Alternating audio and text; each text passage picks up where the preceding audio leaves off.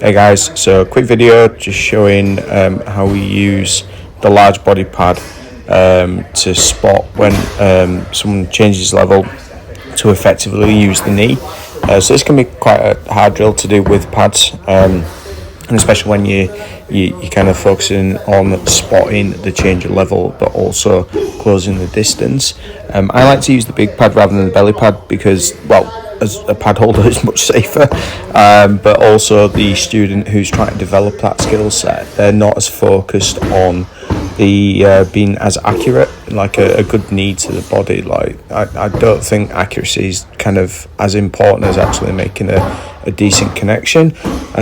Usually when you knee into the body, when someone's trying to take you down or kind of rugby tackle you, your main focus is just getting the damage done with that knee.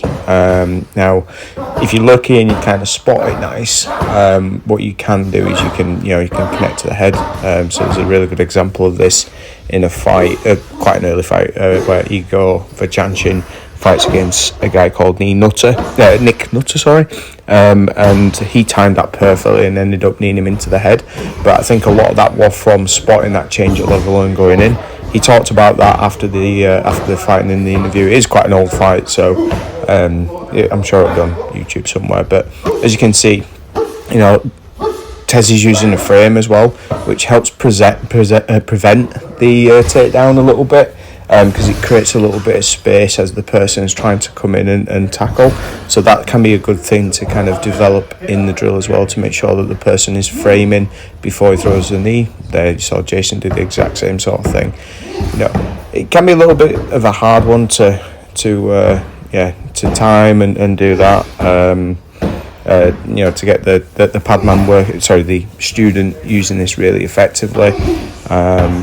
But I really like this drill. But you can also add to this as well, where as the pad person, you end up kind of keep driving through, see if you can grab like a leg or body lock and make it a little bit more like scrambly, so it actually replicates when someone is actually shooting in, you hit the knee and then you're having to fight for your underhooks or your overhooks to keep that control.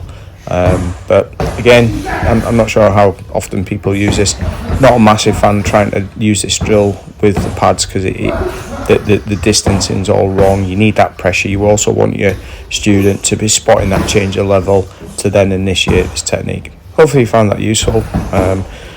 Let me know if you've got any feedback. If you add this, again, I'd use a big pad and not just the belly pad, just to save yourself, and always wear a groin guard, guys.